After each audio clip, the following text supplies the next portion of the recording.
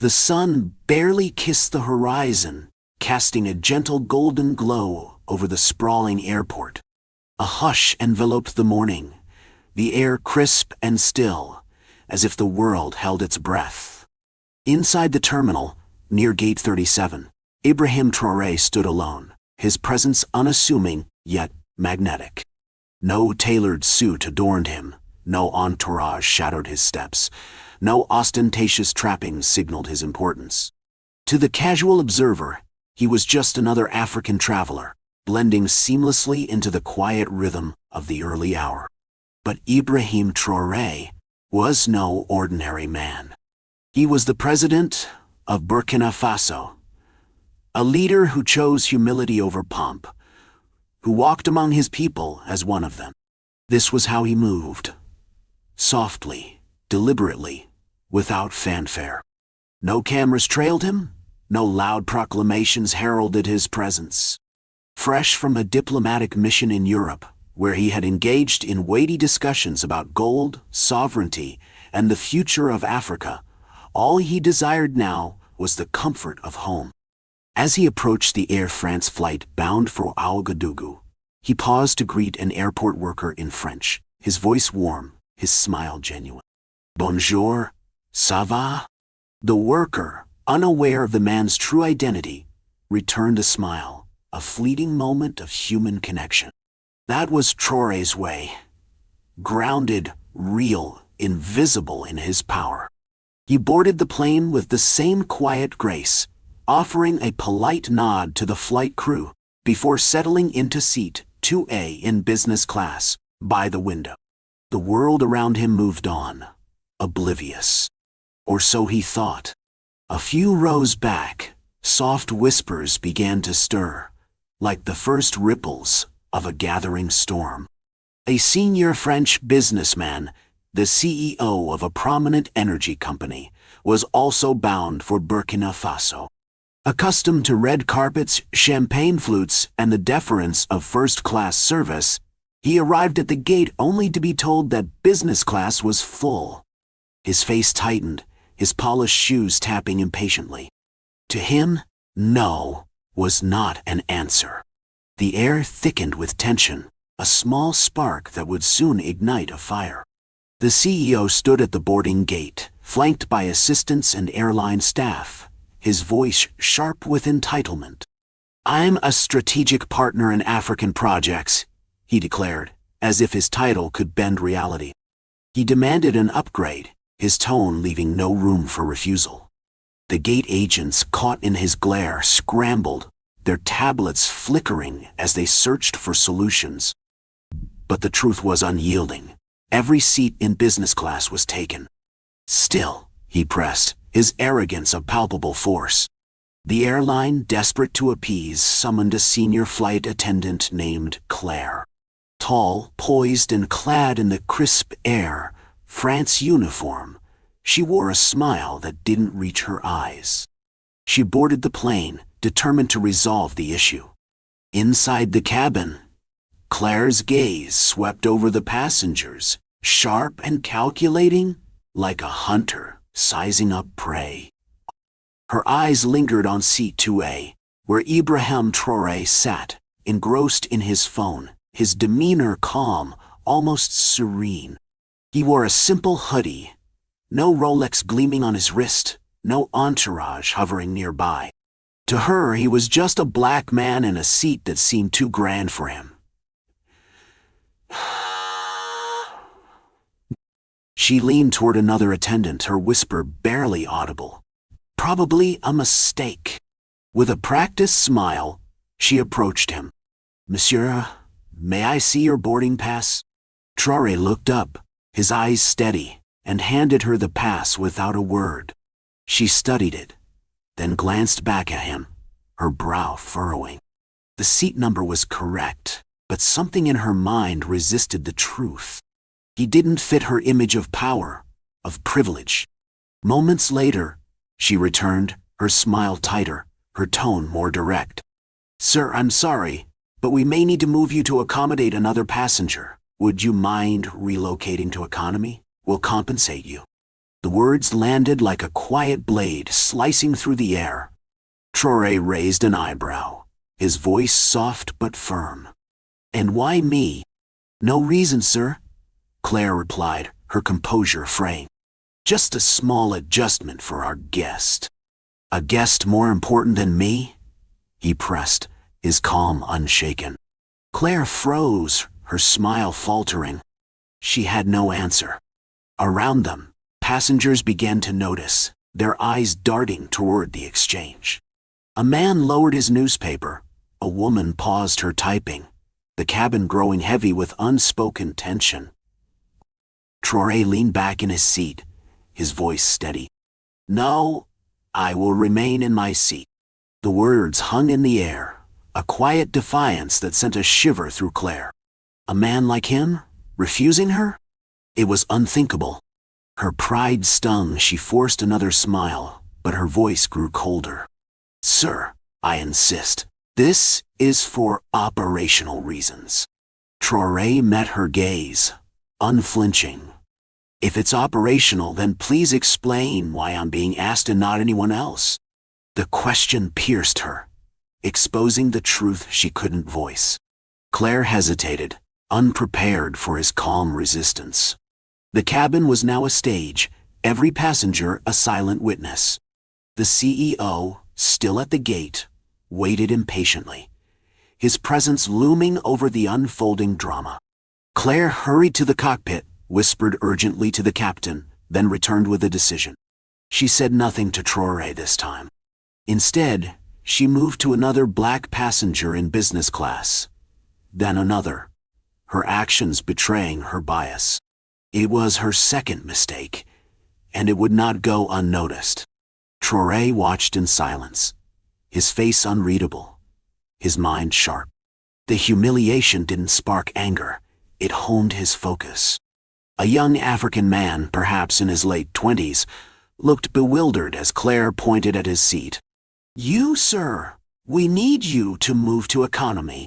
"Why me?" the young man asked, his voice trembling. Claire offered no explanation, only took his boarding pass. That was when Traoré rose.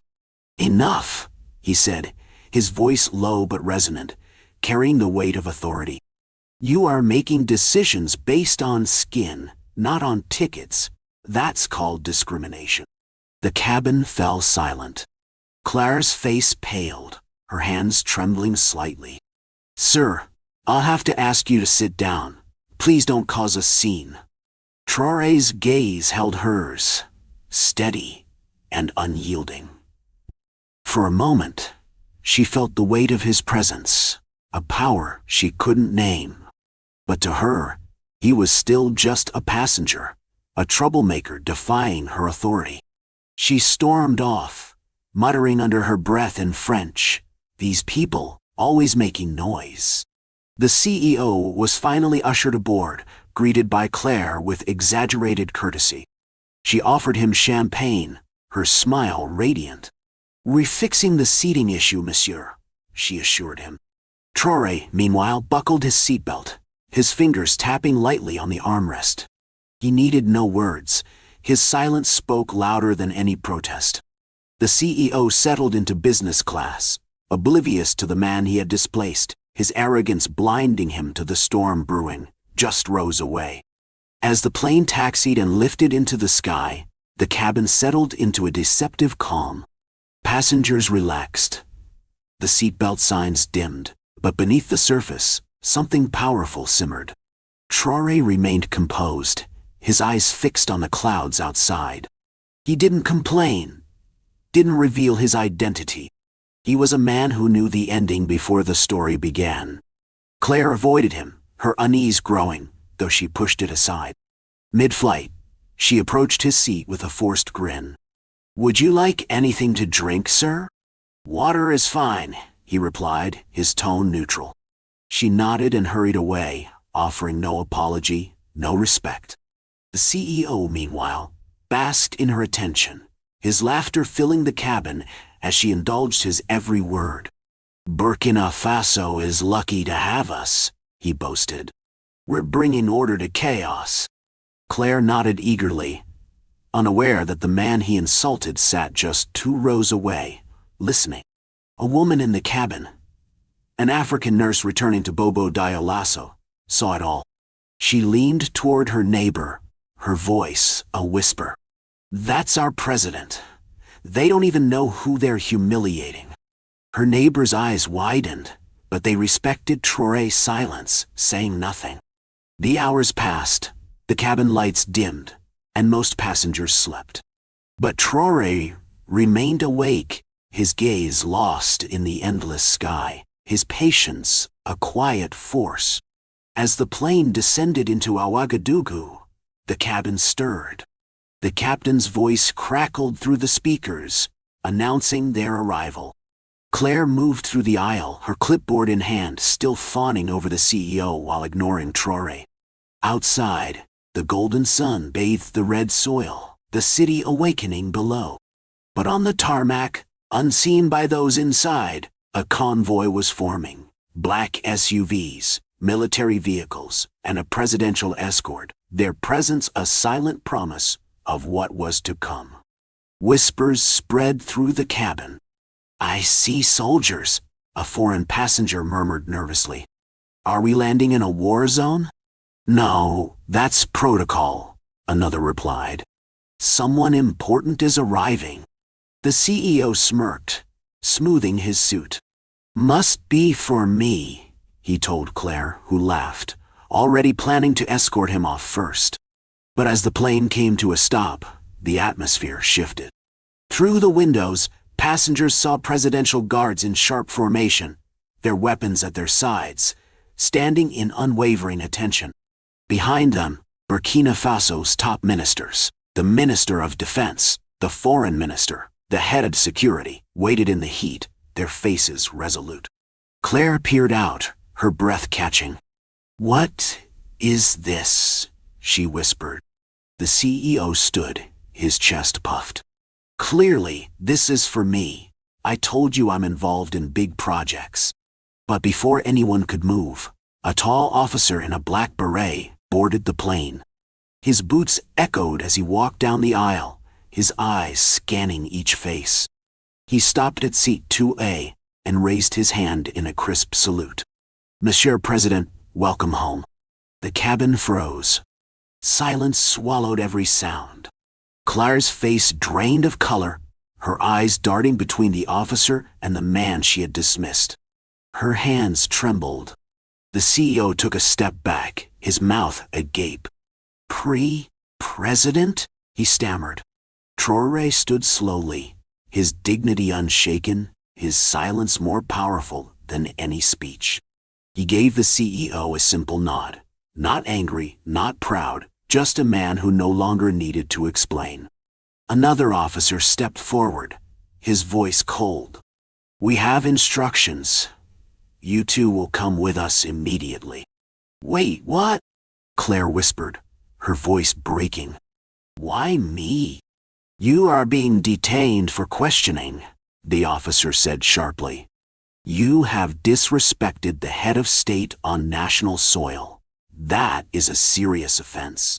Claire laughed nervously, her eyes pleading. "No, this has to be a mistake. I was doing my job." No one listened. Traoré stepped off the plane, greeted by his guards, his ministers, and a cheering crowd beyond the airport fence. Cameras flashed, capturing the return of a leader who walked as one with his people. Behind him, Claire and the CEO were led away in handcuffs, their heads bowed, their arrogance shattered. Passengers watched in stunned silence as they disappeared down the steps, the weight of their actions sinking in. The tarmac burned under the Burkina Faso sun, but all eyes followed the two figures in handcuffs. Claire, the flight attendant, and the CEO, once so sure of their power, now faced the consequences of their prejudice. Elite presidential guards escorted them to separate vehicles, their silence deafening. Inside the terminal, Traoré addressed a small press gathering, his voice calm but piercing. "In Burkina Faso, We don't judge a man by his skin. We don't bow to wealth or colonial habits. Here we honor dignity, humanity, and our people. That is the new Africa. The story ignited like wildfire. Leaked videos spread online, footage of the arrests, images of the military saluting Traoré, clips of the CEO's humiliation. Social media erupted with hashtags. #Respect Africa, #Stand with Burkina. African youth across the continent celebrated, their pride swelling. At the Ministry of Justice, Claire and the CEO faced charges of public insult, discrimination, and abuse of power. The French embassy scrambled, but Traoré's response was unwavering. This is not a colony. This is a sovereign nation. They will face justice. Air France issued a hollow apology, but the damage was done. Calls for a boycott echoed across Burkina Faso and beyond. Claire, detained outside Ouagadougou, sobbed during questioning. "I didn't know who he was," she cried. The investigator's reply was cold. "You didn't need to know. You just needed to treat him like a human." The CEO, facing legal action in 2 countries, found no escape. The court's ruling was clear: no immunity, no special treatment. Traoré returned to the presidential palace, his focus on his nation, building roads, empowering youth, strengthening the land. But that moment on the plane became legend. A quiet man in a hoodie, a flight attendant's prejudice, a CEO's pride, and a landing that changed everything.